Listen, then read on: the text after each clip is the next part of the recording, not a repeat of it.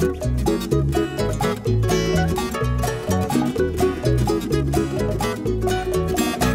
everybody, you're listening to the Hisessions Hawaii podcast where we talk about everything local and beyond. I'm John Yamasato, your host, and joining me today is Mr. Kyle Shimabukuro. That's it. I forgot your name, bro. Devon Nekoba. What's up? You frazzled today, huh? I know, yeah. Before we begin, we got a big celebrity. Yeah, I know. Before we begin, let me remind our listeners of all the ways they can stay in touch with the show. There is Facebook, Instagram, and Twitter, all at Hisessions. Go to SoundCloud, YouTube, and Apple Podcasts to listen to the podcast. And finally, you can email us at hisessions@yahoo.com. If you'd like to help the show, get more music on the channel, you can go to patreon.com, Patreon. Donate, there you'll get more involved.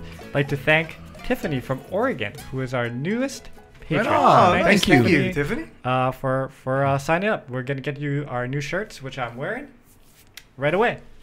Which is blocked by the the computer, but whatever. It's You okay. tried to show. Yeah. Kupu Kupu Landscaping, Landscape Architects. Call Kevin Yokomura, 808-722-8685 for a free estimate, or go to kupukupulandscaping.com. I saw that he's doing some work out in Hawaii Kai, my neck of the woods. So that's good. And Fort Ruger Market. Thank you, Fort Ruger. I did the pork guisantes again. Although, I think sometime this month I will do poke bowl. That was the guisantes? I think it was. Uh-huh. The pieces are big. The like pieces of were pork. big. Yeah, it's Yeah. not like normally it's a sort of a hamburger thing or something. Yeah. Okay. You can find Devon 94.7 Kumu in the mornings. Go to highlifeclothing.com to find Kyle. I'd like to introduce our wonderful guest, Mr. Peni Dean, musician, entertainer, lover of things, father, all things. grandfather. Anything that's moving. So when they come to your house, don't just hide your kids and your wife. Yeah, Hide everything. Nail Hide everything down. Anything moving is target. It's open. So you know what I mean. Close to a discussion, bro. Yeah. That's how we do. So Penny is obviously, been in the music business for almost 30 years now, playing in various reggae bands, and currently doing Peni Dean Band, right? Seems like longer for some reason. Yeah. It seems like, I think at the age of 10, I went and tried out for the Honolulu Boys Choir. Me and I believe the same year, I was told Sean Na'oao and somebody else tried out, and they made it, and I didn't. Oh. Out of the three of us that discussed it, it was me, Sean, and someone else. I forget who it was. Another big entertainer. And I don't know how we got in this discussion of the boys choir. And I said, you know what? I hate them. And they were like, why? And I said, because I tried out, and they said no. So you wasn't in the dental commercial and anything like that? Oh, absolutely not. And if you look good, like they would said, see, that's why you're not in. That's why you wasn't in the commercial, because you wasn't in the commercial. Look at you now. Shame on you. You should have been. Anyway, I remember having this discussion, and Sean said, "So what happened?" And I didn't say anything to him at first, and this went on years. Like that discussion went by, and then we were just recently with Kino from Big Mountain. Yeah, and we were at Kino's hotel, and so we were sitting down talking, and then Sean says, "Brah, for all these years I've been wanting to know, because I keep forgetting, but now we're here and I remember. I'm going to ask you. Don't ask me nothing until I ask you this question." I said, "Okay." Go ahead. He said, "You tried out for the Honolulu Boys Choir, right?" And I said, "Yeah." And he said, "Okay, I remember," and I still can't remember who the other guy was. He said, "We told you what happened with us. We made it. You didn't say what happened to you." And I said, "Well, I thought by not saying it would have been super obvious. I didn't make it." And he was like, "What?" I said, "Yeah, I didn't get that stupid blue shirt that looked like the Honolulu Symphony. You guys work, or you work for the city and county passing out popcorn over there at the shows at the Blaisdell or the stadium. Like, I didn't get that shirt." he couldn't. He was cracking up. He couldn't stop laughing. He said, "You know what? I hated that shirt. Like, everywhere we went, and every time they performed, everybody got to wear that shirt." Yeah. And I said, "You guys all had the same side comb haircut." I said, and so he was like, "Ooh, it sounds like somebody had more Honolulu Boy Choir envy than hate. I said maybe, you know. I said all the commercials and stuff like that. So, you know, They were I thought I was a good singer, and Sean said, if good thing you didn't, it would have changed the whole direction of where you came from and your mindset and the whole thought process of writing your original music. I never thought about it then when he said that, you know. And then as weeks went by, and then I thought, wow, hey, you know what? He's right. Had I gotten in there, would that have changed my whole view? Who knows? Well, you know, I always, when I listen to Sean sing, that guy's got a really nice voice, but he really enunciates his words. I mean, that guy is the dictionary of live performance singing. When you're around him and he speaks, it's the same way. Yeah. Everything, nouns pronounced with the, and I always get thrown when I'm sitting, because it makes you have to speak better. Well, you know who else is that too? Bob Modero was in the Honolulu Park too. And That's right. What I'm getting at is that, you know, I hear it when I hear his singing. And my producer friend and I used to always talk about that, you know, Sean's pronunciation. But maybe your style, you know, that's his style because of that experience, right? Because they make you do that, right? All your vowels and stuff. But because you didn't go through that, your pronunciation. We went through it later. Wayne was at Windward Community College, and Miss Gloria was the music director there. And she was the best. It was the reason why Natural Vibration sounded the way they sounded, was because we took vocal lessons from a woman who was, to me, the epitome of a vocal coach. Like, she could have coached any one of the greatest singers in the world. Celine Dion, take your pick. This lady was one of the greatest musical directors, the school history over there. So you weren't in the band yet? You guys were just taking this class? We were in the band, and Wayne was going to school at Windward. And so you say they come check out this lady? Well, we would hang, because in the daytime, I think me, Shane, and Jehua never really had day jobs.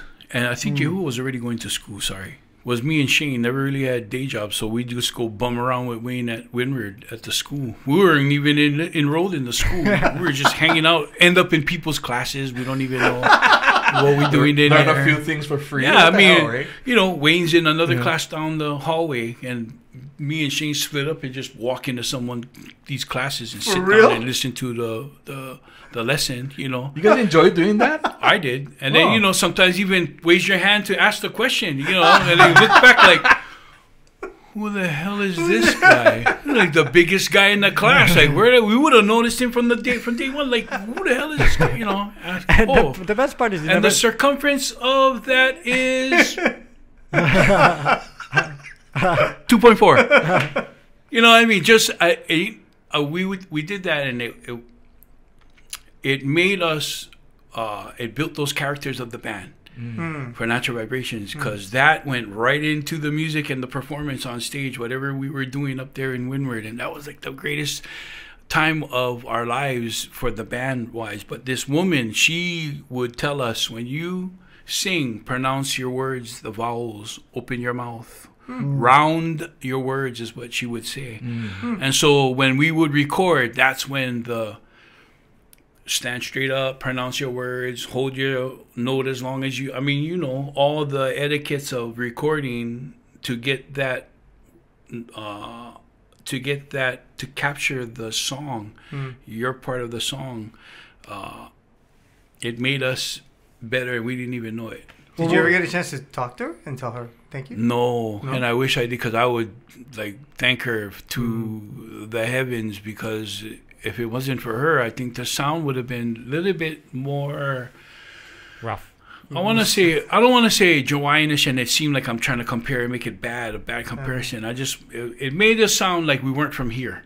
Yeah, a cleaner. Well, let me ask you this question, because you know, people ask me as a up and coming musician, what can I do? And I say, well, if you're a singer, even if you're a good singer, it doesn't hurt to go to some vocal lessons. Because just knowing the techniques and you know, the more you know, the more you can manipulate get information from somebody who's a professional in doing that. Like if you wanted to sing and you said, "Oh, I'm gonna call Uncle Penny," because I've had that happen. Yeah. I've had guys slide in the DM and be like, "Uncle, oh, can you help me out? I pay you. Maybe if I could come and you could give me some lessons." And I tell them, "Listen, for all the years that I've been doing this, and let me make this clear, would never coach someone else to sing, because for as long as I'm doing this and call myself professional, I'm still learning.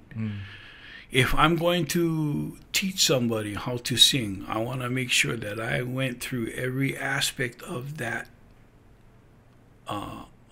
what they're asking me to do for them, that skill, and make sure that I understood every round corner of this before I tell you how to do it, because I'm still learning. I find myself doing amateur stuff 30 years later, still figuring things out, even on stage. And I think that when you are doing this for that long, it's almost on autopilot until that situation comes along, till you oh, wait a minute, oh, that was a hiccup. Well, you don't know everything you think you know. There are things that'll slip you up here and there. So I think when somebody says, "Would you teach me, would you?" I can give you my opinion. I can share with you. But I wouldn't be able to sit here and comfortably teach you. Yeah. Especially and stand on the 30 years of, even 30 years ain't nothing, bro. Even Celine Dion will tell you, the greats will tell you that they still feel and go through amateur things every now and then, Well, even like professional athletes, right? They still have coaches.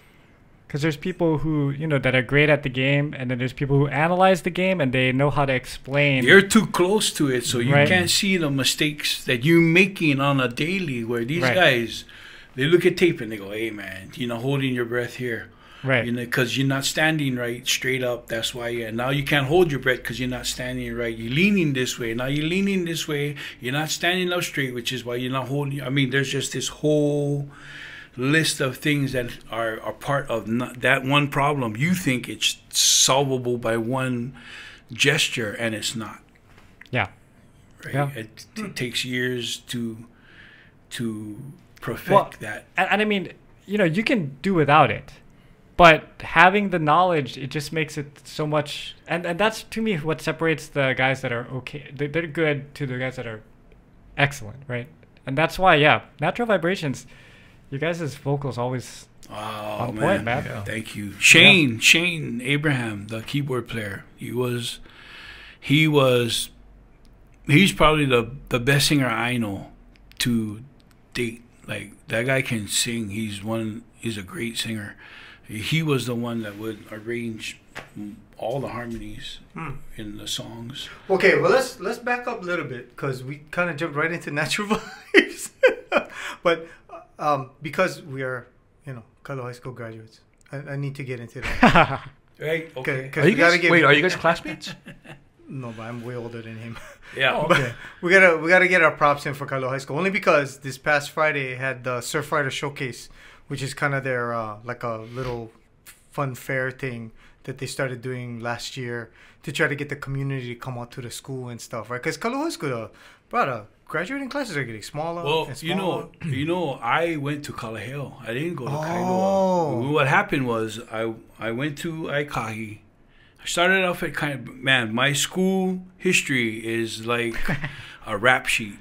Yeah. You look at it when they go, "Oh, pull up Peni Dean's school history," and you look and you go, "Brah, were you in the military?" No, and I wasn't until later. My mom married my stepdad, was in high school though. Yeah. But growing up, I started off at Kainaulu. Then I went to Aikahi. Okay. Kalo Inter. Aikahi is where most of my music history came from, because Mrs. Town, the music teacher there, she was like mom, second mom. I'd be in there all the time, playing with every instrument that she had in there, right? And my thing was the piano, because we had a piano at home, so I would always go in there. But Mrs. Town, so Aikahi Elementary, and then it was Kailua Intermediate. Then at Kailua Intermediate made me realize why I didn't want to go to Kailua High School, because, man, I would just get picked on all the time by everybody who was going to Kailua High School. I had a hard time, man. Like, I had a hard time because most of the kids from Waimanalo I never got along with. And then I find out that most of those kids from Waimanalo that I never got along with were my cousins. Oh, man. And that's the reason why we never got along. And so I said, okay, as soon as I leave Kailua Intermediate, I'm going to Kalaheo. I'm going to play football. And when I get on the field and play against Kailua High School, I'm going to murder all these guys that made trouble to me in Intermediate. And I got pads on, and they don't really know who I am until I take this helmet off. Right. Yeah. But that was my plan. I said, okay, I'll train hard. And first game against Kailua. Not even going to listen to the coaches. I was going to run on the field like a maniac. Just foul after foul until they pull me out of the game. This is what I was thinking. Wow. And I think it was like the second week of practice with JV at Kalaheo, and I broke my collarbone. And all those dreams of revenge went away. And I was like, okay, now my plan is I'm going to play music with the boys in the stairwell. I'm going to sit down with them and play music, and that's what I'm going to do. You know, and so here I am, this big kid with a Q-tip on my shoulder because I broke my collarbone in the stairwell the very next day after I left the team, because what would make me mad was a coach. He would walk right past you and like, you in a sling, you broke your collarbone. This guy don't got no word of encouragement to say to you, and pass you. And the only word you hear from him when he passes you, he's already walking away. Jackass. That's all you hear. You know what I mean? And so I said, I'm never going to play for these guys again, ever. You know what I mean? I'm definitely going to do something else. My other two brothers who were coming up, they were the Hammers. They were the football players. Okay. Seeing that happen, oh man, it sucks to be you, Kalaheo. They lost out on two good prospects right then and there. Those two guys went to Kalaheo. Later on, my younger brother went to play for UH and then went to Rutgers University. Right. So, Kalaheo sucked wind on those two guys because they were like, oh, you do that to my brother. Where did they go play? They went to Kailua. Oh, they went to Kailua. Oh, they went to Kailua. They were like, see what happened to Kalaheo? Should have stuck with Kailua High School even though you was getting picked on. Been a better man of you. And all these years I always thought you were in Kailua High School. No, I went to Kalaheo. And to think that's where the music came from. So that's where the dream started, was that day that when this broke and I was sitting in the locker room, I could hear the boys in the stairwell playing. What were they playing? It was Hawaiian music? No, reggae. It was Eddie Grant. Oh, okay. Okay. Yeah. So sitting here, I was thinking, what was it, Electric Avenue or something like that? Yeah, I mean, it was an obscure Eddie Grant song, but I was sitting here, I was thinking, man, see, you could be in there, and like it sounds like those guys are having a good time. Of course, they were, smoking joints and probably drinking, but they sounded like they were having a good time. Yeah. So even before the stairwell incident, you already were into reggae music? No, I was into music. I wouldn't necessarily say reggae music because I think reggae music hit me when I was 13. I got my first. We had my 13th birthday party, and when I opened up my present, I had 2 cassette tapes. Cassette tape. These young guys don't know what cassette is. Yeah. Minions, the Minions, they don't know what cassette tapes is, bro. You gotta have to draw them one picture. Yeah. So anyway, I had 3 cassette tapes, and the 3 cassette tapes was Michael Jackson and Thriller. Good. Prince, Purple Rain. Yeah. Good. And Bob Marley, Legend. Yeah. Wow. Yeah. Bob Marley, Legend. And so out of the 3, we played Michael Jackson day and night. But so did we with Bob Marley. Even Prince too, I remember. It was kind of even between the 3. But at night when I went to sleep, it was Bob Marley. Mm-hmm. It was reggae music. And growing up, my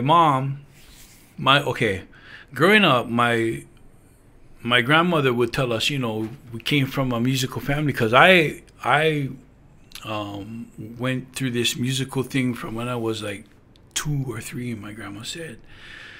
Always singing or always trying to play something around the house. And so when I got older, I asked her, I said, you know, who played music? Because she would play music. She would play guitar and piano once in a while. Wow. And sing.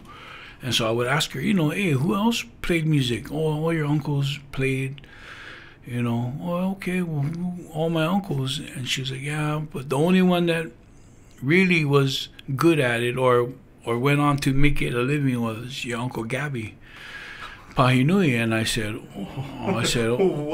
oh, okay. She said, so, you know, you come from a musical family because all your uncles played. Even the ones that never made it to the mainstream were better than all the ones that were playing in the mainstream. It's just that they didn't feel like that's where they wanted to be. They was better off in the backyard, but they was dime a dozen better than any of the guys that you was seeing out in the bars playing. Like, these were the guys in the backyard that was playing. That's how those guys in the bar learned, was from these guys. So you come from a family of all of that, but only had one guy that went on. And so as I got older, I expressed to her, hey, I want to play music. Like, I want to sing and play music. And I would always sing around the house, and all my brothers and sisters would always tell me, oh, you should shut up. Because you're terrible. Or in the shower, and they would open the door, shut up. Shut the hell up. And I would yell back, you be the first ones paying at the door. You be the first ones paying at the door for come see me. What? No way. Never. What were you singing? Were you singing Michael Jackson and stuff though? Nah, I don't know. You know what I was singing? Would be singing like C&K. Oh, stuff. okay. Kalapala. Like that was my jam. That was C&K was, oh man, that was so I'd be singing one of those songs and they would come in and yell, and I would just yell back, you're gonna be the first one and you're gonna pay. I'll never put you on my guest list. Never ever guest list. You always gonna pay. So did it end up they never was on the guest list? No. Even till today. They can pay. Yeah. That's right. Should have been more nice to me. Like, and they're happy to do it. They go on, we go to Vegas. My brother lives in Vegas, so when we go, he always goes online first and buys his tickets. Him and his daughters and the son, them, he'll buy their tickets. Yeah, Because he know he got to, that's why too, right? Oh, of course. I'm not. Even when we was on tour with Iration, on the East Coast, we were in Baltimore. My mom was living in, we were in Baltimore, and they came to see me, because my mom was living out there, and my brother and them were living in Virginia. But they came down, they met my mom, and they all came to see me. And the only one was on the guest list was my mom and my stepdad, mom and pop, and there was about 10 of them. There's only 2. So the 8 had to pay. And my mom came in, she said, I wish you would put them, just put that aside and put your brothers and your sister on the guest. I said, no. I said, that's for VIP. They're not important people. They're the ones that was yelling at me in the shower, though. That hurt my feelings. I said, did you ever apologize for telling you that? All the time. And I was still telling, well, you're still going to buy, you have to buy it. Because I'm not playing. Like, I'm still hurt, Wow. Oh, no, we'll call you the greatest singer. I said, I know that's a lie. Even Michael Jackson is not the greatest singer. And you know what I mean? Right, And when you say that, I'm sure you would agree. Yeah. When you say that, the greatest singer, it's like, it's almost an insult when you hear somebody say that to you. I get it. They're trying to make it a compliment, but for the singer, it's an insult. It's an insult to be told that you're the greatest. Oh, you're the greatest singer. I get what you're trying to. You're so jacked up on the ideal, but you sold on that idea. Yeah, I'm not the idea. When I get off this stage and I leave here, all of this, what you're looking at, the skin, the clothes, the image, it all stays here, bro. My wife does not allow who she calls Jack to come home. He can't even come off the stage. He is trapped. So when I say that to people, when you tell me the greatest singer, it's an insult. To me, it is, because even the people who I think would be the greatest singers is not the greatest singer. There's no such thing as the greatest singer. It's all subjective. Yeah, There's no such thing as that's like the rainbow, the gold at the end of the rainbow. You'll never get You'll never to reach it. Yeah. Exactly. You'll never reach it. Yeah. As much as you, even an athlete would agree to that. The GOAT. Oh my God. I hate that. Michael Jordan would take it. Yeah. There are some people. I'm the greatest. Rightfully so. Okay, and I would agree with Michael. Yeah. He said, "I take that." I said, "You, oh yeah, you you will." If you could, you fell asleep. I tattoo that shit on top of you. I tattoo that on top of you for sure. You just certain people, it fits them. It fits them. But local people, we built different. Yeah. You know, we raised different. Just you always know there. My grandmother told me there's somebody always going to be better than you, faster, stronger, smarter. The minute you can accept that and come to reason with it, the better off you'll be. And then half of what you're supposed to be learning in life, you already learn that. Yeah. Your cup, so to speak, you could say is half full. That half, she said, is that knowledge right there. What I'm telling you, you can obtain that and know that. That's the greatest gift I could ever give you, and you realize that. Because once you realize that, everything else would just not even have to worry about it. Fall at your feet. I wanted to go back to you saying that your uncle was Gabby, right?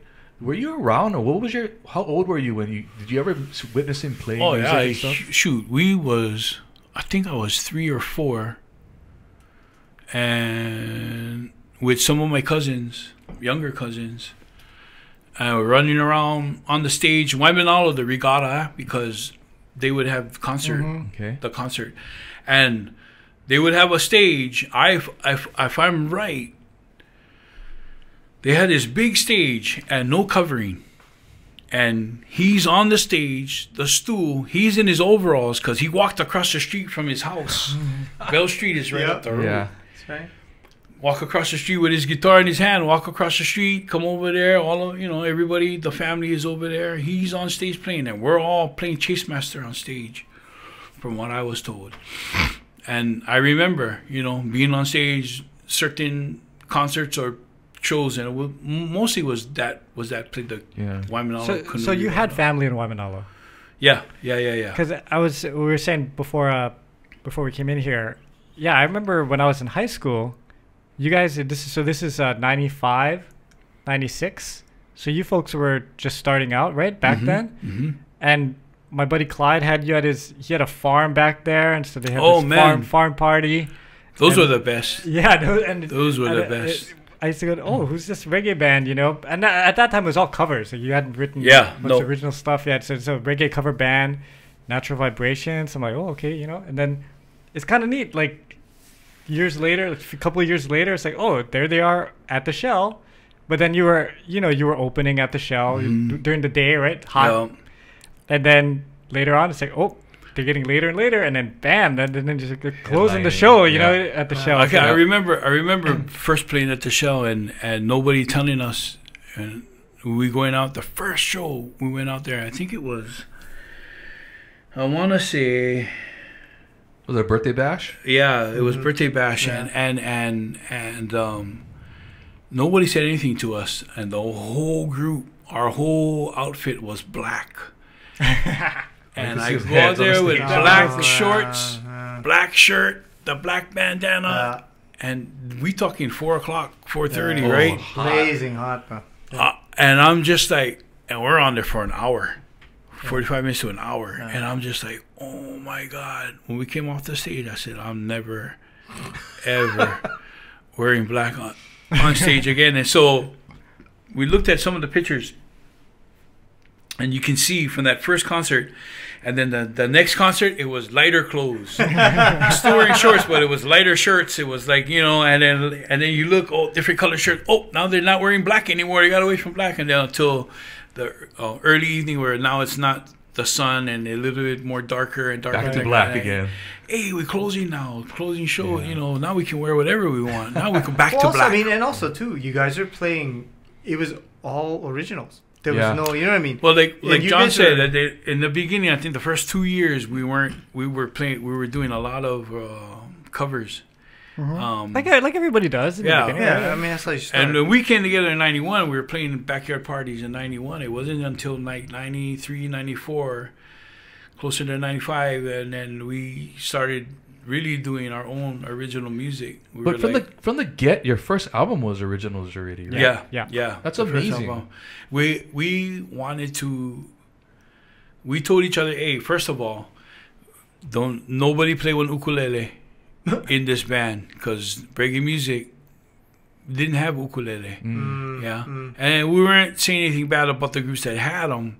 That was just gonna tie you to Hawaii for sure. Yeah. Like I always thought, hey, ukulele, and they're just gonna keep us here. That ukulele is just gonna keep us here. Then it falls into like the Hawaiian category and stuff, right? You know, it's not Hawaiian Roots, which is what we called it when we were established, and they asked us, okay, what do you guys call it? I said, this is Hawaiian Roots Reggae music. That's what this is, not Hawaiian. Nothing wrong about that terminology or the name, because everybody's using it. That's cool.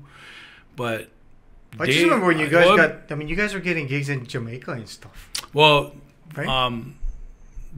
We weren't getting gigs in Jamaica, but all the Jamaican bands that came through, all the legendary bands that came through from Jamaica that toured here. You guys opened. Yeah, and we were asking them, you know, we were telling them, and they were like, you know, music, that's the one thing about anything popular. It'll always get a label.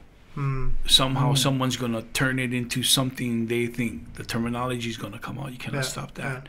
But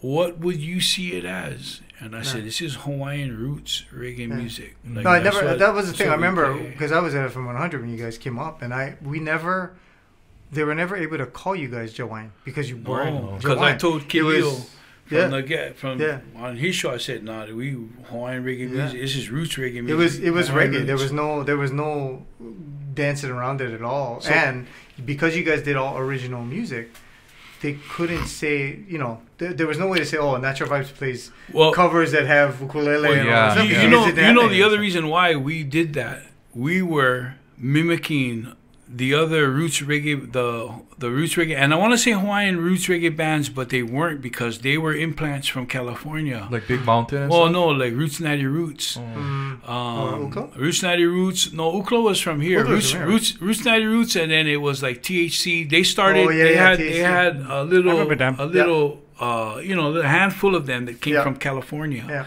transplanted here, and then they started their bands here. But that wasn't. To me, I felt that wasn't Hawaiian Roots reggae music until I was corrected by Macho. And he was like, well, we all live here in this island that we call Hawaii. So technically, you know, the terminology would be we're Hawaiians because we're all from this one place.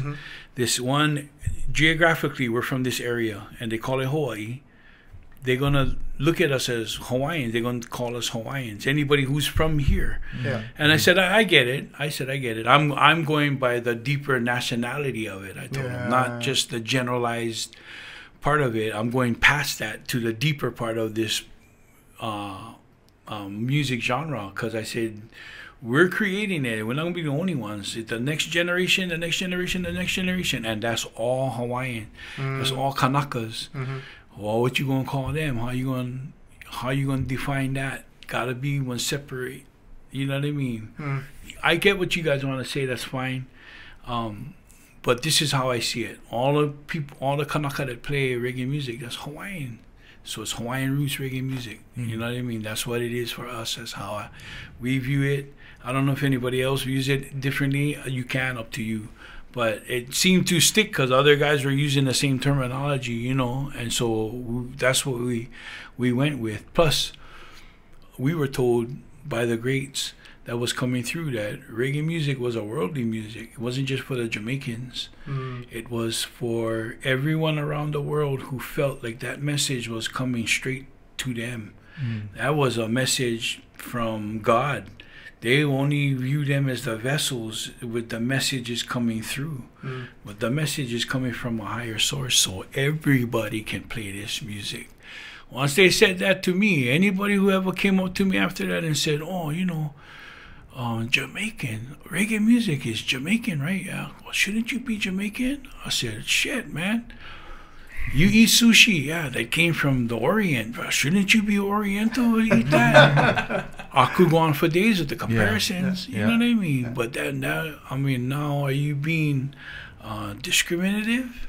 You know what I mean? But I was almost on the border of, you can call it a race game, because you're saying, I get what you're saying, but I was told this music was created for everybody. And anybody who feels the oppression of life, or where you live, a government, a people, a person, anything, this music fits so perfect in that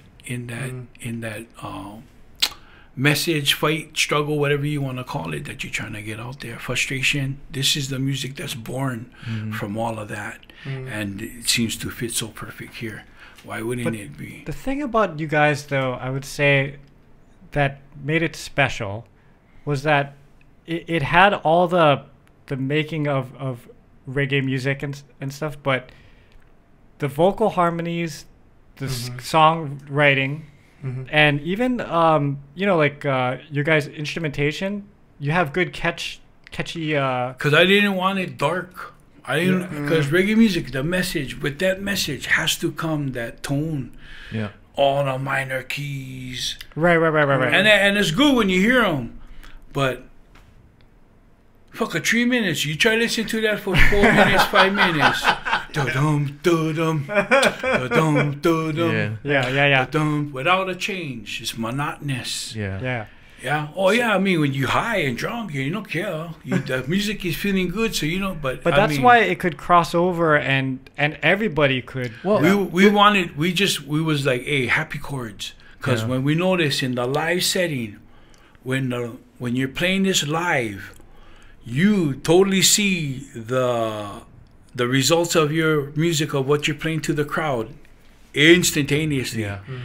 You can see. So when you go back to write, first thing you're thinking in your head is, when I write this song, what are these guys gonna be? What are these guys gonna be doing? Even when, like, being a local Hawaiian band, you guys had universal appeal because of the music you wrote. There wasn't any specific Hawaiianness in your lyrics. We didn't even know any of that. You know, because of, like John said, there were 6 contributors to that one song, and each contributor was a different nationality.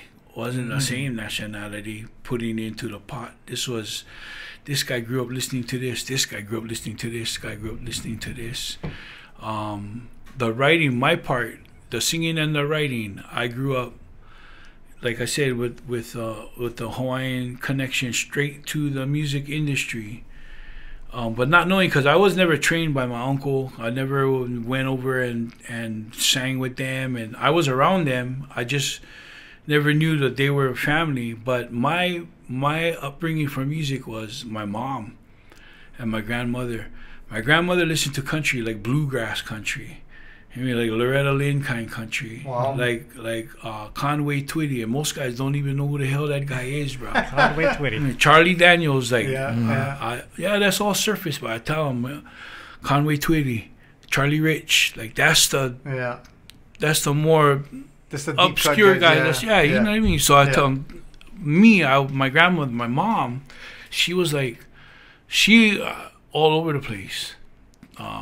From the Beatles to like oh my God, from the Beatles to R&B, we had like Marvin Gaye, and then when she met my stepdad, then it was blues, and then it was then it would be like the likes of Herbie Hancock, or like jazz Miles stuff. Davis, but Miles is also surface, oh my God! And now it's just slips amazing. my mind. But all these guys that work their way into your head. all the different music influences that there were when I was growing up. Like, we knew who was coming over by the music these guys was playing. They were warming up before the party started. That's amazing. I'm like, oh, I know who's coming over tonight. That music is for this gang, you know. Well, and that's, I mean, it leads me to something I wanted to say about your band. I mentioned this to you because I ran into Peni at a wedding for his guitarist. His guitarist is Clay Campagna, right? Oh. And when Clay started playing for you, and I mentioned this to him when I saw him at the wedding, I told Peni, I said, that was the stroke of genius. The fact that he would take somebody, because we've heard Clay play. He is a ripping guitar, like a blues player, the guy is fantastic. The animal. And so the idea that he would join a band with Peni and they would play this music, I was like, wait, how does that happen? And the thing about it that I realized is your whole band is like that. Everybody can do different stuff. Everybody's got different influences, and you put them together, and then the greater part of it than these little pieces, like the pieces happen, and you get this greater whole that you put out on stage, and you do, and it's. I got lucky. I got super lucky with my band. It's like one bowl of chop suey. You know, each guy. But they're all top of the game. Well, each guy, know what they do, and then each guy is so not like the next guy. Yeah. Every one of them is super different from each other. Yeah. But then collectively, they gel, and that's weird because anybody I've been around that has been like that has always had differences or fallouts or cannot get along or cannot be in the same area. Because they're all different. Right. They're not the same, so they don't move the same way. They don't think the same. And these guys, they're all different and all have different opinions and they all have different skills. But then when it comes to the band and the music and the performance, it's like any of that stuff that we have as differences, we know is just that, differences. Because the minute we come to this floor here, to this area, it's like a sacred room. You're coming here to do a duty. Not only are you getting paid for it, but this is healing your soul at the same time. Let's not and is that what you talked to them about when you brought them on? Because it's so interesting. I mean, the band's got your name on it, right? So as the leader, to be able to pull that disparate group of people together and go, okay, this is what we're doing. This is the marching orders, and they go, okay, shoot. You know, all I tell them is we're in the beginning of them coming to the band is you're a part of a team. I'm not your dad. I'm not your mom. I'm not the boss. I'm just like you. The boss is here, management. That's the boss. I get told what to tell you guys from them. So all I am is the liaison. You can't shoot the messenger, which is why I made myself the messenger. You can try shoot the bosses, but the bullet not going to reach because they're so far from where you're trying to shoot. Better you just hear it from the messenger. And then if you can't get that message, I understand this is not the place for you. I get it. Hey, shake hands, be friends, and part ways. Because at the end of the day, we're all adults. This is a business that we're running. This is not some kind of... it's not a charity. This is not some kind of whatever you think it is. Yeah. It's a business. Yeah.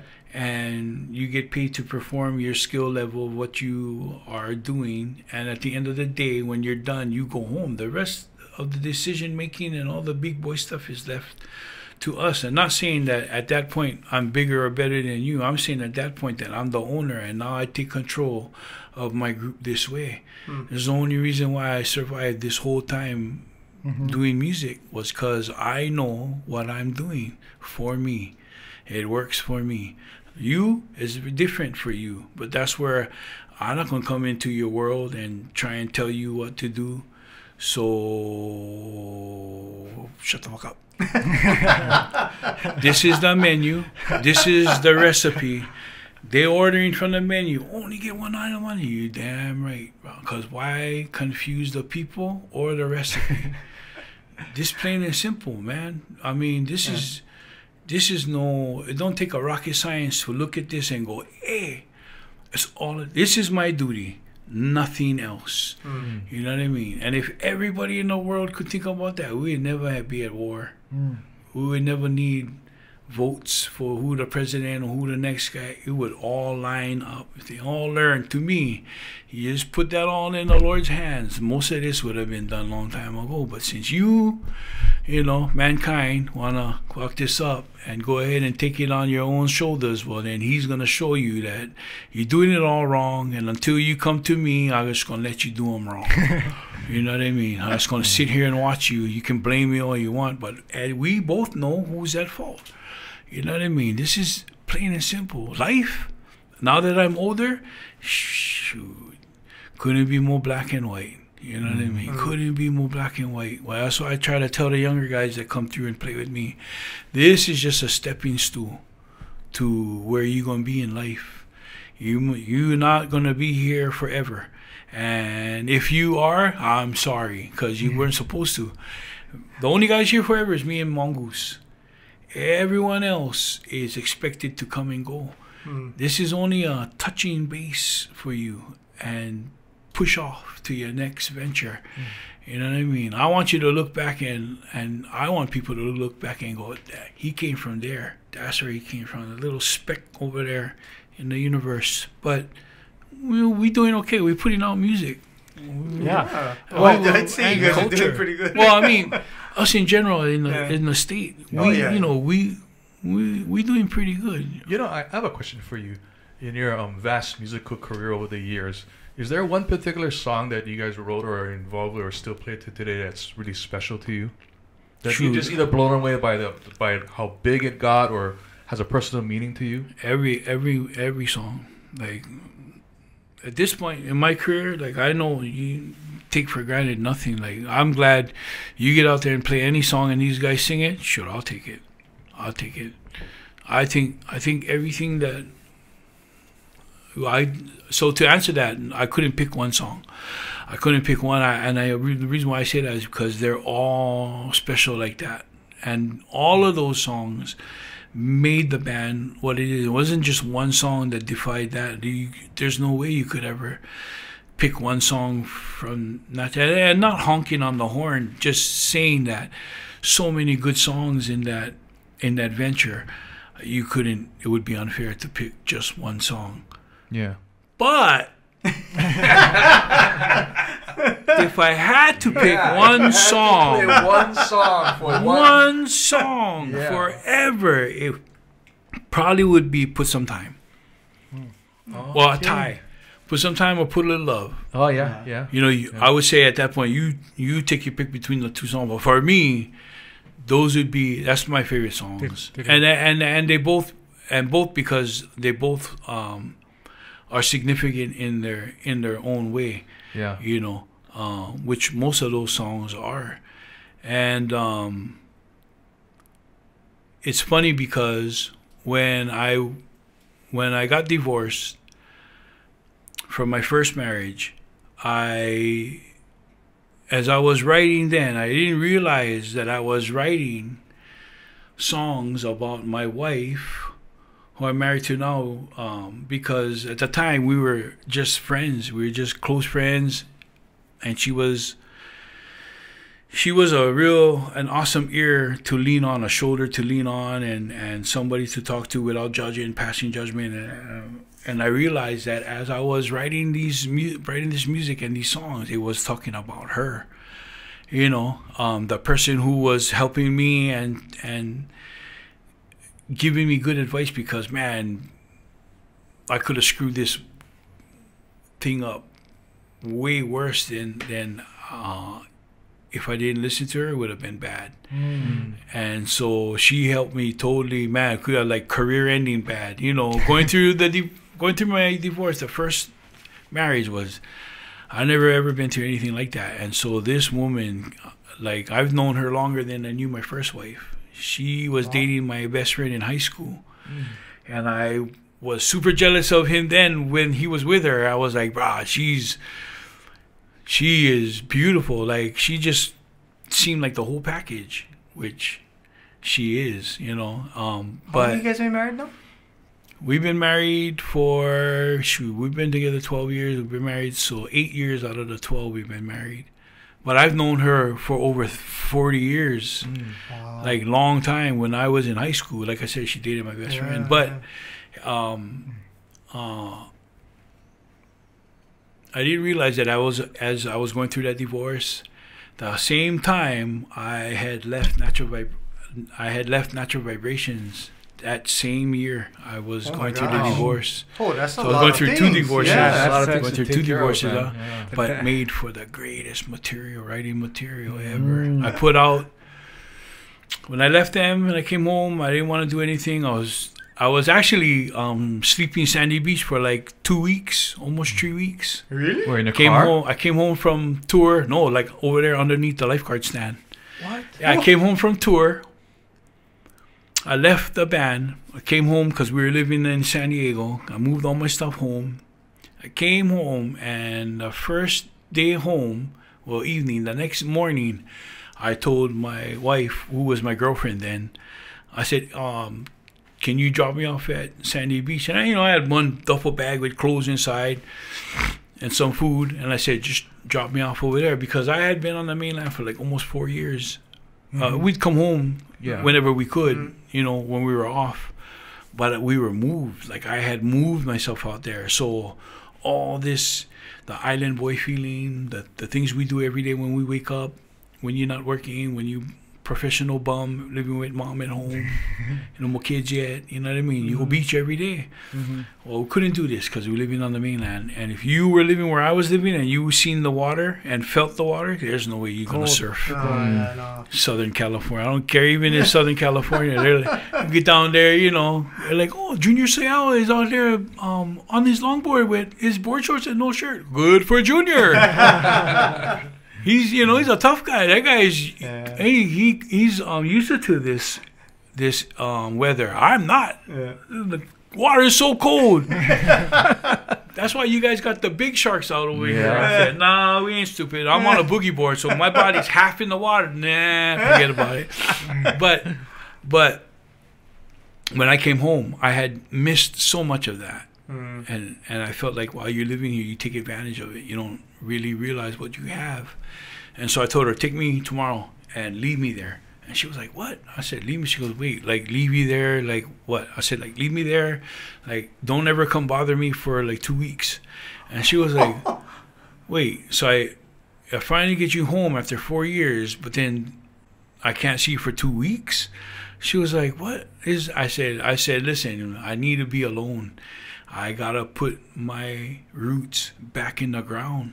And the only way I'm going to do that is where I know I belong, and that's here, Vavamalu. I said, Sandy Beach is that's my Disneyland. I want to be here. I don't want to be anywhere else. Like, I want to go to sleep here, and I want to wake up here. And believe me, that was the best 2 weeks of my life, because the best 2 weeks of surfing I ever had down at that place.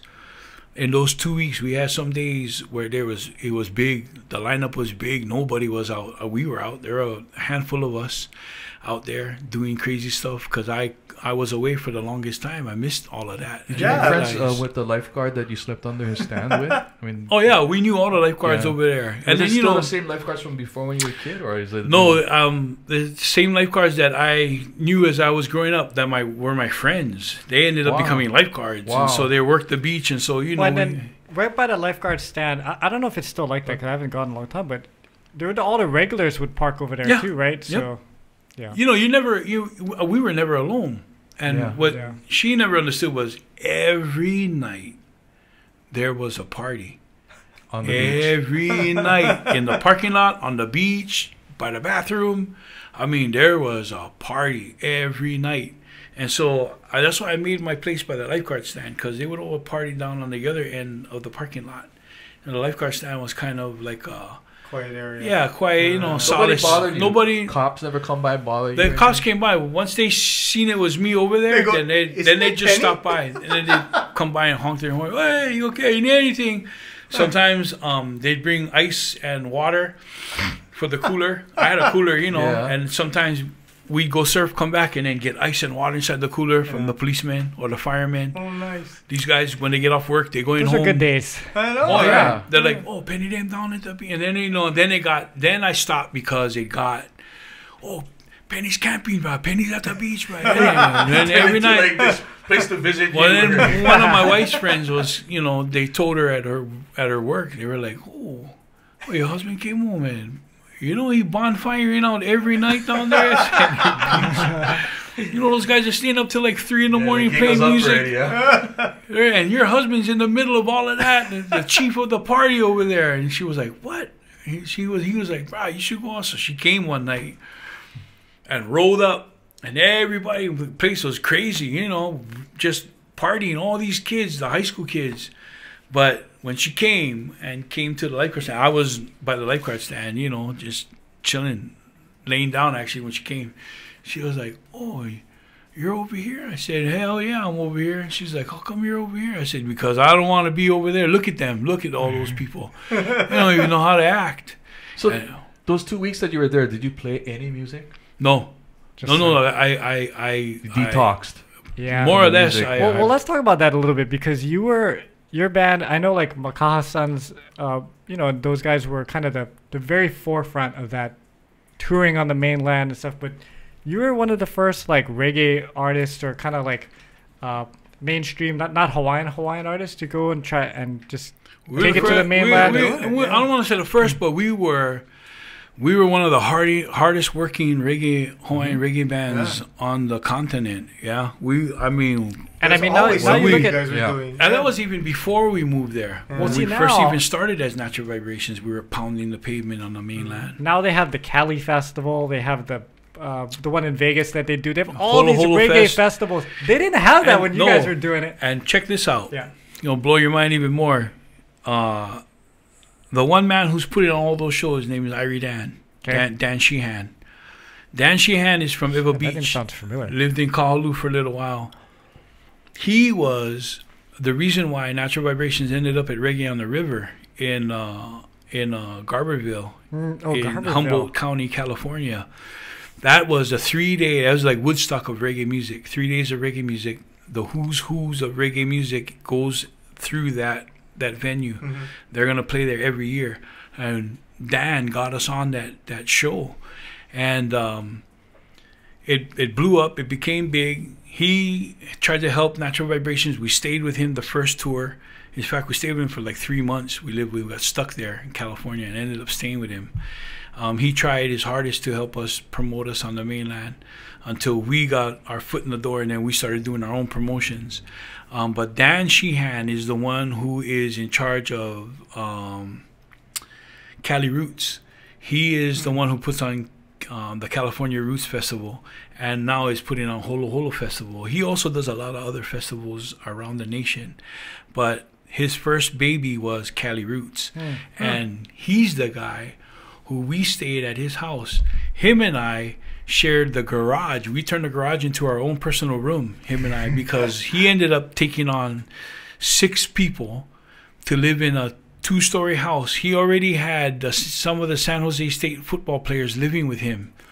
Yeah, there were about 3 or 4 football players living in the house. And then he said, because we didn't have anywhere to go, we went up to play this festival, and then we got stuck there. We had no thought about coming home after or what we were going to do once the festival was done. So we ended up living with Dan. And he had shared with me every night before he went to sleep, I'm going to be the biggest promoter in California. I'm going to put on the biggest show, reggae music show out here in California that anybody's ever seen. And then some years later, here he is putting on Cali Roots. And Cali Roots to date is one of the biggest it's a big show. Reggae music festivals on the mainland. So he, here's this guy from Iva Beach, took us on, tried to help us out. We're staying with him, told me what he was going to do, and became one of the biggest show promoters on the West Coast. So we were lucky because we were put into contact and came across a lot of good people that had helped Natural Vibrations throughout the time that they existed. However, when we're on the mainland, you know, when you're like that, living together as a group on the mainland, it's hard.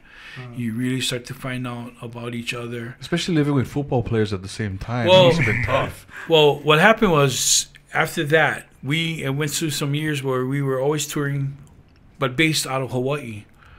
And then in 2000, I'm not too sure when it was in 2000. I was going through the divorce, my first divorce, and I said, I am not going to live here anymore. I'm moving to California. I told the band that. I said, we're going to go on this green tour, and when we're done, you guys come home, and I'm going to stay there, but I'm going to make a band. I'm going to try and make a band and play music in California, and I'm not going to come back home to Hawaii, because I believe the market for music, what we're trying to do, is out there in Cal, on the West Coast. We're already seen it because we're touring. So I said, we don't do this.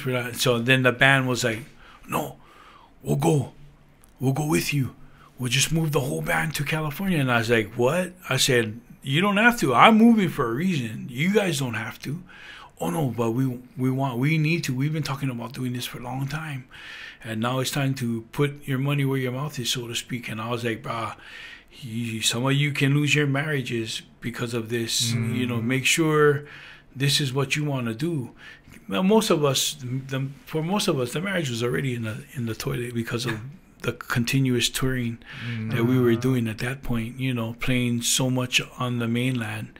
We were only home at that point for a couple months at a time. Majority of the time was spent on the mainland. You know what I mean? It's hard to sustain a marriage on that. Yeah, and we tour 3 months. 3 months was the standard for Natural Vibrations. Wow. We're going on tour. It better be 3 months. I complain when it's more than 10 days. Yeah, I do now. Back then, we didn't care. And we toured that nation hard. I have been in every state in the nation, and I played in every state except North and South Dakota. That's the only 2 places I have not played in, or the state Dakota. Well, I've been through there, but never played. We played in every other state. Wow. Natural Vibrations. That's the other thing we mentioned that when we were talking at the wedding. I'm like, you're not going to tour? He goes, bro, no. Yeah. I did all my touring, bro. I'm home, and that's if I don't see another gas station stop, hot dog, I'm happy. John knows. Before John ends on his last question, I have to thank you for getting me through COVID. Oh my gosh. Those days were so dark, but you guys, and John guys, and everybody who went online and performed, I used to watch you and Wayne in his garage play. Oh my god! And it was like a comedy show and music at the same time. And that was such fun times, even if under the circumstances. I was worried. I was worried when he said, "Hey, podcast," because this has been the only other time I've done a podcast. Really? Yeah, I can even count it on 3 fingers. You should do more because you're super interesting. You're awesome, man. Yeah. Oh, yeah. I don't do it like just this whole other level of things you're supposed to talk about. All that went out the window. I'm so sorry. There's a reason why I don't. That's the reason why I don't do this. No, this is perfect. I start talking, and then, we're talking about everything under the stars. That's good. And whatever comes to the table, that's what is next. Well, we'd love to do a part 2. Oh yeah, we definitely have to do a part 2. Okay, but before we go, we have one last question that we ask all of our guests. This is technically a music channel, so it's a music question. If you were deserted on a desert island for the rest of eternity, and you could only bring 3 albums with you to listen to for that time, what would those 3 albums be?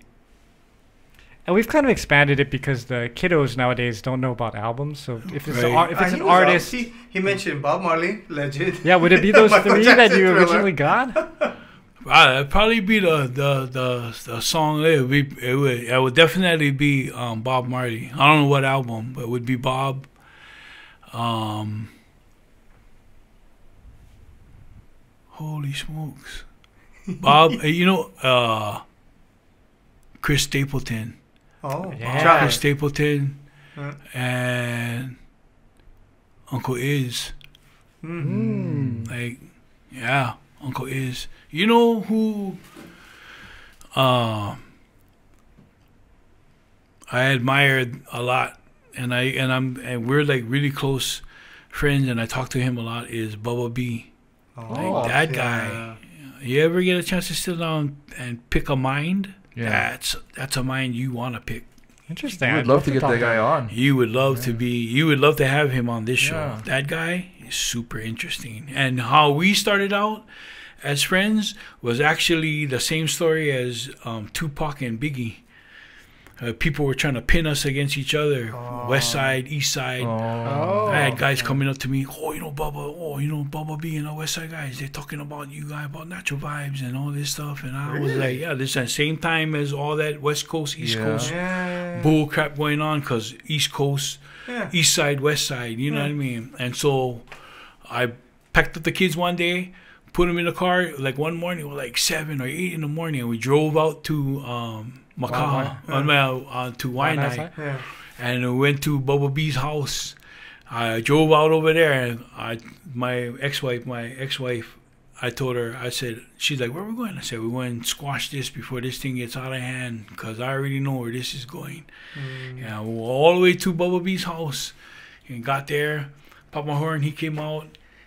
I said, you don't know me, but I'm Penny from that. Oh no, I know you. I know you. And then that's how we said, wow, what you doing out here? I said, well, get guys telling me all kinds of stuff about what you guys saying out here. I'm pretty sure you get guys telling you about what we saying out there, and none of that is true from what we saying. And I'm pretty sure none of it is true from what on your end. So I just wanted to come on here and clear that up, and find out who you really are, so you could find out who I really am without being judgmental and having to feel like we gotta say something for be tough. For these yes men coming around here like mosquitoes. You should be flicking them off. You know what I mean? They only making trouble. I think we spent the whole day that night till 10 o'clock. Even Augie came over because the parents live behind Bubba, and so Augie ended up at the house and seen us, and he came over, and it was on big party, barbecue. Bubba was always such a nice guy. He was just super friendly all the time. Bubba is like... He's a big dude. He's but a he was big always man, like, what's up? but so kind-hearted. So gentle. Really, and really even nice. so to this day, we still... Because every time I go Vegas, I go spend time with him. That's a cool story, I go see him. man. But yeah, I always tell that story because that guy, I've known him forever. And that's how this music industry is. We're on an island. It's so small. We don't have time or room for that kind of stuff. You know what I mean? The Feej told me, the only competition you get is the guy in the mirror. You know what I mean? The rest of us around here is peers. And I'm going to always have this guy saying this, that guy saying that. But what matters is what you do. You can control that. You cannot control And what to be honest, my experience here in Hawaii, most people are... like how Feej says, very supportive, because in the end we're still a small community, so if anybody can make it out there, hey, that's great, To me, I'm like, no matter who it is and how big you get, you still representing where you came from. When they look back, we're all here smiling, doing our thing. We're not waiting. I'm not waiting. It might be people who seeking that attention may be waiting, but we're not waiting. This state not waiting. This state is thriving. We're moving. We're a hot destination spot for tourism. I get that, but I'd rather be known as the hot spot for music. Like this music, where it came from? This small speck in the middle of the sea, right here. It's called Hawaii. Like, when you look at the state, all you see is one big foot kicking ass for music. You know what I mean? You put any artist anywhere on the mainland, we compete. We compete. Anywhere we've ever been or gone, Natural Vibrations has ever gone into the deepest, darkest hoods of the mainland and came out, not winners, but came out with followers. You know what I mean? Rocking the party. These guys hate, I hate reggae music. I seen Willie K one time. Walked into a bar in the mainland in California. Biker bar. Rowdy as hell. And I was like, who the hell's on stage playing? Willie K. One man, guitar on the stoop playing. Oh, yeah. To a room of 300 bikers. And Rowdy, he had these guys going. And he only had him and his guitar. And he was in there for drinking beer. When the guy said, hey, is that your guitar? Can you play us a song? Get up there and play us a song. And the stage was littered with money. Because they was just throwing money. Yeah. And I'm talking dollar bills. I'm talking all the common denominators of 5 and up. I was like, holy shit, I never seen that much money on the ground. On the ground, I was like, man, they kept throwing it. He was playing. You better believe every song that these guys wanted to hear. One man. He was amazing. One man. So Hawaiian musicians, wherever they go, make an impact in the world. Anywhere you go, anywhere. So can have 100 musicians in the room, and you get the musician from Hawaii. Everybody want to be his friend. Hey, where you from, Hawaii? Oh, aloha, aloha. Yeah. I used to get irritated with that on the mainland. We walking around, they come up, think we Spanish. I'm like, he said, no, oh no, oh no. I said, I'm Hawaiian, I'm not Mexican. Oh, not Mexican? No. They said, oh, Hawaiian? Yeah. Oh, we're Hawaiian. Where from? I said, from Hawaii. Oh. We don't know. I said, oh, that's okay. We the other brown meat. We the other brown. Get 2 brown meat. We the other brown meat. Yeah, they used to get a kick off of that. But Hawaii musician put us anywhere in the world. Anywhere in the world, man. Like, and it turned heads. I've seen so many other different nationalities and people playing the same, playing music. And when they say where they're from, well, but when you say you're from Hawaii, something about Hawaii just seems to get that other people, when they're not, the people not from here. And then you can see it start in the brain. All these questions, and then I got to tell them, listen, before you start asking questions, we don't live in grass huts. We have designated smoking areas, and the candy bars are $2.50. So milk is $10. Yeah. And they go, oh my God, we'll think about coming to visit you. I tell you better think, because most of us don't want you over there anyway. I'm that kind of musician. I'm that guy. That's why I said, I tell Mufi, you don't send me out there to represent the state. You go and get... Who the hell sent this guy? Do you know what he's doing? He's telling the truth about your guy's island. Yeah. He said milk is $10. And it makes you think. I said milk is $10, gas is $5, eggs is $7. Oh my God! Bread is the same as eggs. Oh my God! I don't think I could. I said, yeah, you would come vacation for 2 weeks, but you only over there 1, because that second week you gone. You're like, I could not pay for this vacation another extension of how much do we pay this past week? Hell no! Get on the plane. Get on the plane. We're leaving. We are leaving. Yeah, oh yeah. We made it that way because we really don't want you over here. You know what I mean? Eating all our mayonnaise. Pinching our animals when we get the yellow across the yellow tape. The monk seals. Riding turtles. And I get friends on the mainland and they ask me this. Are you guys really that sensitive to a seal? I tell them, listen, if the seal was your brother, you wouldn't let him do that shit. Yeah. I said, that's my brother you trying to touch. Yeah. Or my sister. You really believe? I said, listen, all the animals that belong to the Hawaiian kingdom is family, bro. Yep. I don't care how you want to... You ever seen me swim?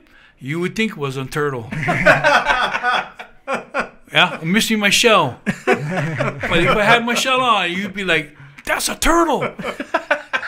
I said, so, we sensitive to the freaking animals, bro. Like, all our lives, we were told don't go do that. You don't see us running up. I see the seal. I know I got to stay here. You don't see me running up to... Plus, I told you ever been bit by one seal? You ever seen the canines on a seal? Worse than a dog. Yeah. Hey, I've been in the water with them, where they come pop up right next to me, like this. Right next to me, on my boogie board. Poop, oh, Hawaiian, how you doing, Hawaiian? I talk to him, I get him on video. My friend I take video of me talking to the seal. He was on the beach, he came running down. Peni, shark. He could only see the shadow in the water. I was sitting on my board. When I got off the car, I was looking like, what are you yelling at? And then when I turned back around, boom, he was right there. Big sucker. Cute because he had freckles. He was gray with black freckles. So Hawaiian.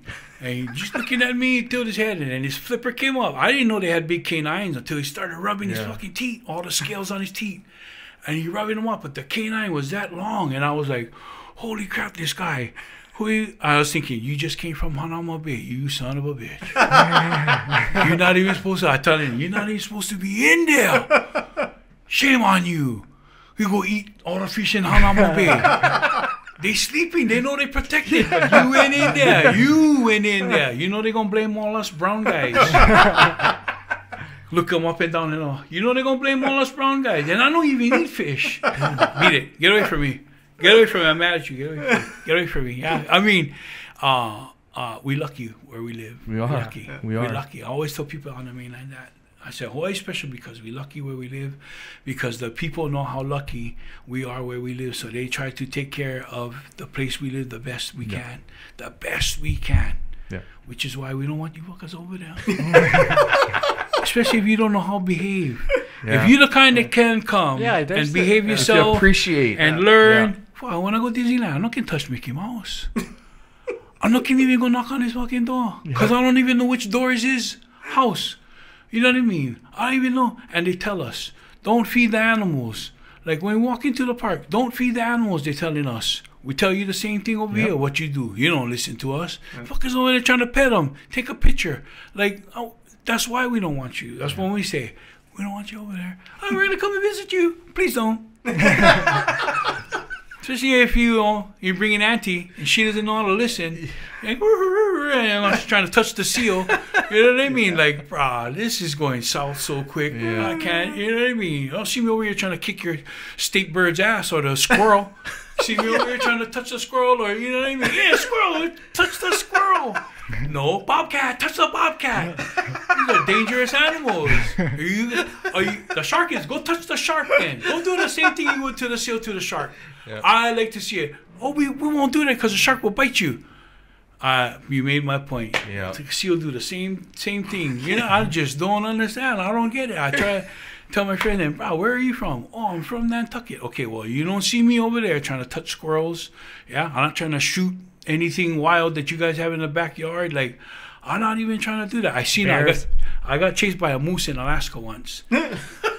If you ever thought... It's scary, bro. You ever thought being chased by a dog? I get killed. That ain't nothing. You been chased by a bull, a moose bull that's 3 times the size of you and fast as you. Yeah. No, bruh. You can't talk to him, when the thing chasing you. And this band and this music has allowed me to experience a lot of these things we talking about. You know, so I'm lucky, I'm fortunate. I never ever take it for granted, and I always tell the younger guys that enjoy. Once in a while, stop, take a look around, soak this thing in, bruh. Because John Cruz told me and Wayne this one time, long time ago. He said, you know, it is a bad thing, it is a good thing. And what I mean by that is because when you have it is great. It is the greatest thing ever. It is all over the place. It is happening. It is the thing right now. And then when it leaves you, it's the worst day of your life, because now you spend the rest of it chasing what? It. From John Cruz. Told me and Wayne that, and I was like, holy, I was at the pinnacle. And when I knew, holy shit, anything bad from this point is just down. Is all gonna, because we at the peak. I could feel it, like there's no, what else is from here? We touring, we on the shows, we on the album, #1 song, blah, blah, blah. I told Wayne, it's not going to, when this goes away, what we're going to do? He's right, bro. It. And that whole time after he's told me that, when anyone ever says it, I think of my music career with Natural Vibrations. You know what I mean? And John Cruz telling me that. We had it. It was a good time. And now I know, I tell myself that it was a good time. But my wife just told me this recently. How many other people can leave a big major band like that, go away from everything you helped build, leave, and start again, reaching the same pinnacle as that band you was in, but now your name, your band. She was like, there's a few people in the world, I can say, Phil Collins, one of them. She goes, but I watch you do it. I watch you leave them, and then, you know, where you're at now, you're probably in the same space, or if not further ahead of what the career you had when you were with them. Not too many people can say that. She said, think about how many people have tried and never did it. So when you want to grumble about, oh, poor me, I'm not getting this gig, I'm not working, she goes, think about how many other musicians are not working or able to say that they were here, left, started here, and now ended here. Mm-hmm. The same area you was when you left the other band. You thought, everything I worked for, all my hardship taken away from me, how am I going to get this back? And you went and started. I said, that's the Lord. That's his plan. That's his works. I'm only a vessel. He took me from here, around the horn, and put me back up on this side. So that's where I'm at because of him. And I'm glad. I told her I wouldn't have changed this for nothing. I'm glad I did what I did and came out on the other side. Maybe not unscathed, but we're over here. We're playing. We're alive. We're thankful for everything we get. So every day I wake up, I'm thankful. Thank you, Lord. Thank you, God. I don't need a Grammy on my mantle to tell me that I'm a good musician. I'm not the greatest. I'm just a good musician. A damn good musician. So I never ever tell myself, oh, you're not. No. I take my accolades privately. I close the door and then I go, wait. The tiger pump, put on my red shirt, walk around the room. And then when I leave the room, I go back and then I'm normal. Yeah. Nobody wants to be. Because if your wife sees you doing that, she's going, well, that guy's not allowed at home. Exactly. So I'll go in the room and close the door where she can't see and then let him out in the room. But it's good because when I look at all the rest of my peers that have come through the same struggle and fight, and here we are. It's good to see our people, they're still thriving, doing what we love to do. Yeah, man. Yeah. It's just a different. Now we changed the guitars and keyboards and drums for a table and microphones. That's right. For tell our story for the people. This is what they want to hear anyway. Yep. Yep. So I tell people, when you want to be a musician, 10 years. 10 years. If you're listening right now and you're thinking about being a musician, I think I want to play music. I'm going to tell you this. 10 years. Take the next 10 years of your life and think about this. Think that all the times you're going to play crappy gigs for free and hate it. But you have to, because all those gigs come with a lesson that add up to your career and professionalism. If you don't take any of those, you'll never know. You try to skip your way like when Disney Fast Pass to the front of the line. You'll go through the show but have not learned anything. You'll have missed the whole lesson. So if you want to be a musician, 10 years is going to take you. Because if you don't have 10 years to put into this craft, this is where you don't belong here. I always tell people, it's going to take you 10 years. You may get up there quicker, but the faster you rise is the quicker you fall. You want to make sure, if you're going to be here for a while, that you establish the foundation first. At least you can stand on something. Because if you're just going to get up there and stand on air, well, that don't last too long. And that's why you see the comes and the goes. Yeah. They're here one day and gone the next because they never prepare. Nobody told them what I'm telling you. 10 years it takes to set up your foundation. Then you can stand on that, make money, put your songs on the radio, be recognized when you go to certain places, get called for these kind of gigs, be a part of the community that we're all in, be recognized as our peer. It'll take you 10 years.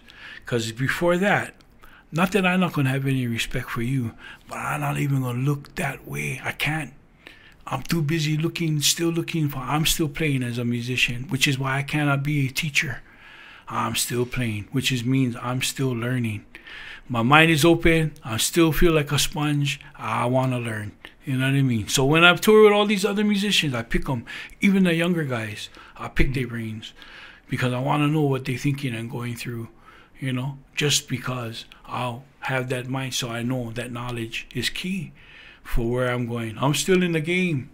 And if you guys think that I'm old, wow, as long as I'm upright, you are all in trouble. Well, Peni, thanks so much for being here, man. This has been an awesome podcast. Thank you for having me. This is, like I said, I've been this probably my second podcast, and I enjoy it. So when you're ready for part 2, we'll bring you back. We have you back. Thank you very much. Let me know. For Thank being you so here. much. Until next week. See you, everybody. Take care. Mahalo.